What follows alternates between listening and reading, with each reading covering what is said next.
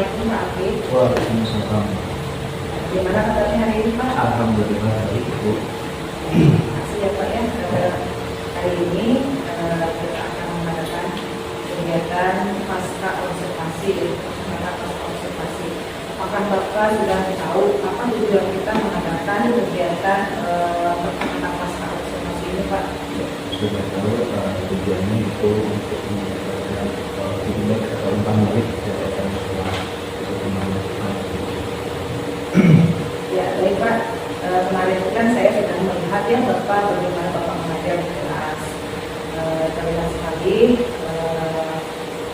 bahwa Bapak sudah melakukan persiapan dengan baik. Nah, bagaimana nih kesan atau perasaan Bapak setelah Bapak menjadikan pembelajaran pada kemarin itu Pak?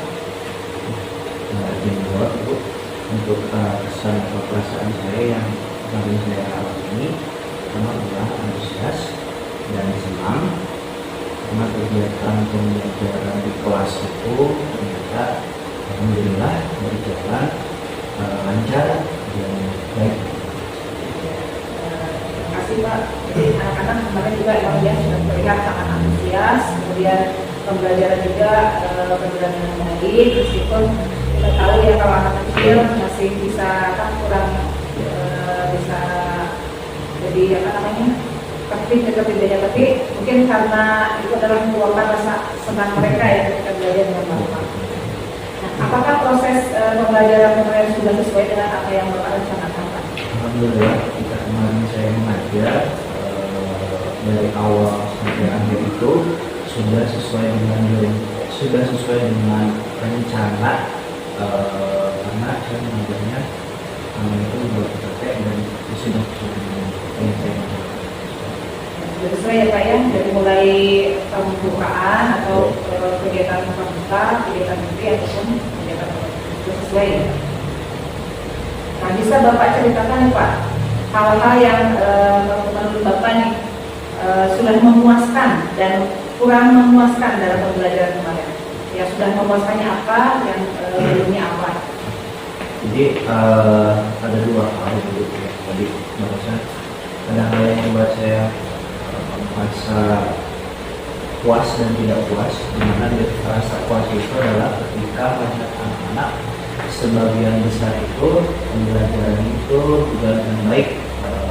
Dari total 35 anak sebagian besar anak-anak itu aktif, tapi untuk yang tidak memuaskannya itu ada beberapa siswa yang tidak aktif, yang masih pasif.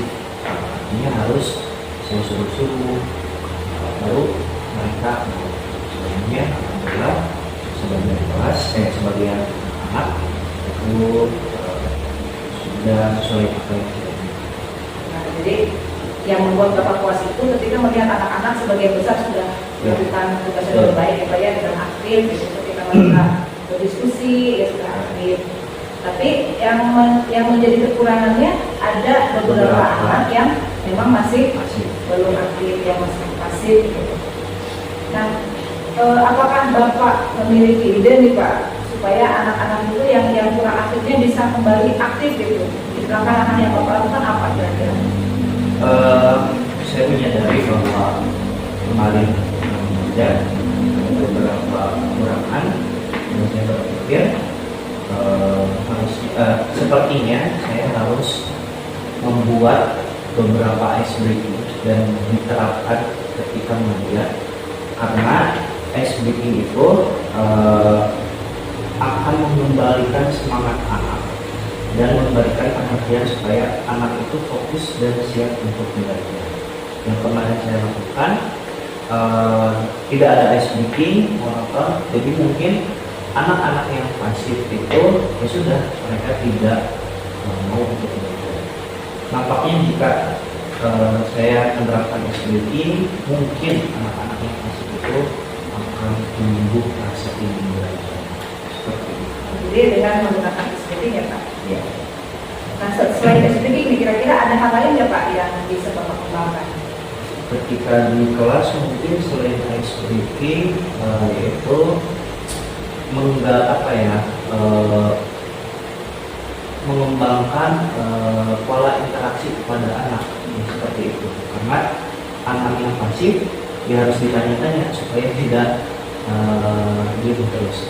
Ya, jadi intinya mungkin Bapak lebih aktif Iya, ya Pak iya, untuk iya, menjadi betul. bola gitu, Betul. supaya anak tersebut bisa bergaul dengan yang lain, Iya. dan bisa mengungkapkan idenya, ya mengungkapkan pikirannya gitu. Jadi kadang kan anak itu dia bisa tapi kadang tidak. Iya. Baik sekali Pak, luar biasa. Jadi akan ada dua ya Pak yang akan Bapak lakukan. Yang pertama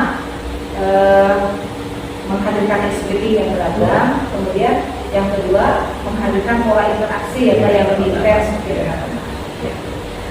Nah menurut Bapak nih, yang dua hal tadi akan Bapak lakukan itu kira-kira apakah akan berhasil gitu Pak?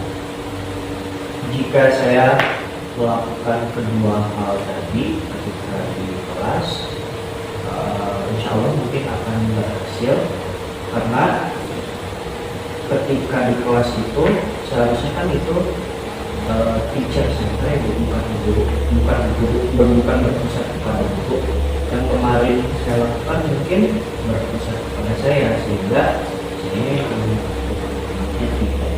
mungkin ketika saya menerapkan pola interaksi yang berpusat kepada siswa akan Ya, luar biasa sekali Pak pemahaman Bapak ya tentang bagaimana mengaktifkan kembali siswa.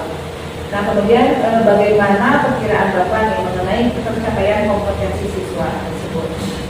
Jadi beberapa siswa itu ada yang belum mencapai kompetensi yang diujikan, karena mungkin kan pemahaman anak-anak di kelas itu berbeda-beda. Ada yang cepat tangkap, ada yang biasa saja, ada yang mungkin pola itu tidak bisa kita pungkiri, selalu ada.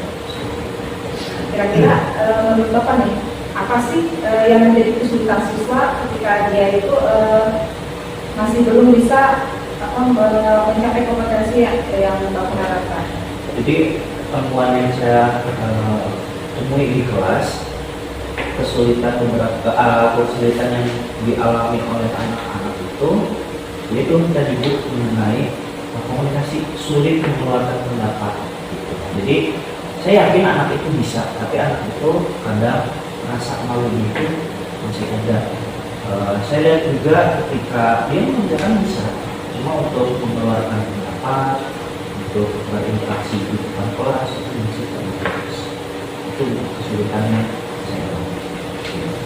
Jadi setelah pembelajaran kemarin kan waktu kita cakapkan di observasi ya Pak ya, bahwa hal yang ingin Bapak kembangkan itu adalah bagaimana seluruh siswa itu aktif dalam pembelajaran ya Pak ya.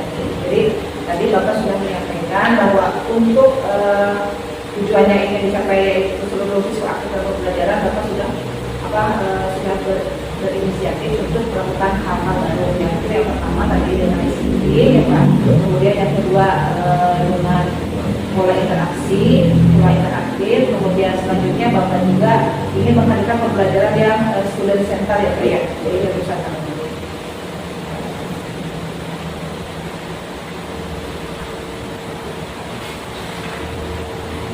Nah kemudian nih Pak, kemarin ketika saya melihat Bapak sudah menghadirkan berbagai pembelajaran berdiferensiasi ya Pak ya, terlihat dari Bapak cara menyajikan pembelajaran.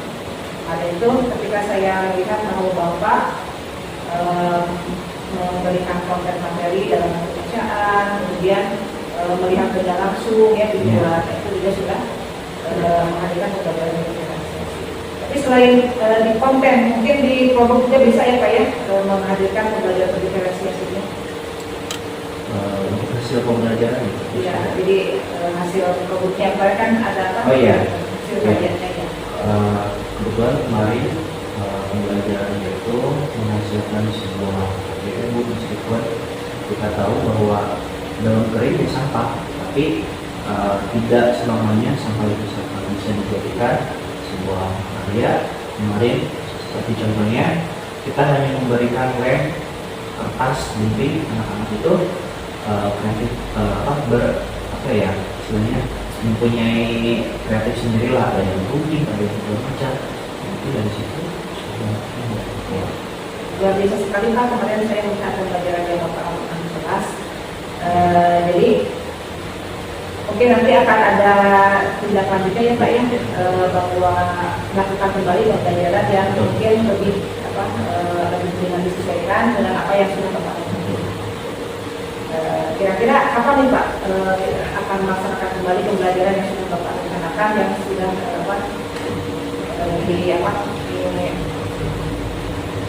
disesuaikan dengan kebutuhan anak-anak? Rencana saya mungkin pada Senin besok ini akan menerapkan apa yang saya dapat kemarin ketika kan banyak pembelajaran baru seperti SBK, kemudian pembelajaran harus kepada siswa kepada siswa yang belum kita sebagai hasil saja dari pengarah. Mungkin saya melakukannya di sini seperti itu. Ya mungkin itu Pak percakapan kita di masa observasi ini. Alhamdulillah dengan Bapak juga sudah memberikan solusi-solusi yang terbaik mungkin untuk murid-murid Bapak. Dan saya juga memberikan feedback ke Bapak bahwa Bapak memang kemarin kita sudah sebagian besar melaksanakan pembelajaran sesuai dengan apa yang direncanakan, mulai dari kegiatan membuka, kegiatan PT ataupun kegiatan Tiga. Di kita ini sudah ngobrol ya kayak member dari tadi ya Pak ya, bagaimana Bapak kemarin menghadirkan pembelajaran di kelas. Nah kira-kira apa nih yang bisa Bapak simpulkan dari percakapan kita hari ini? Jadi kesimpulan dari percakapan itu bahwa bagaimana mengenainya mengatakan bahwa sebagian besar anak didik itu tidak baik, tapi ada beberapa yang aktif. Kemudian itu harus menunjukkan instruksi supaya memancing anak untuk siap belajar seperti itu. Kemudian pola interaksi atau pembelajaran itu berpusat kepada siswa sehingga tidak gurusnya. Kemudian membangun komunikasi dengan anak, kemudian mungkin menggunakan diferensiasi produk yang lebih variatif. Ya terima kasih ya Pak. Dengan Bapak menyampaikan kesimpulan dari percakapan kita akhiri ya percakapan masa observasi ini. Terima kasih Bapak atas waktunya. Semoga nanti ke depannya bisa melaksanakan pembelajaran yang memang sudah disesuaikan atau yang sudah direncanakan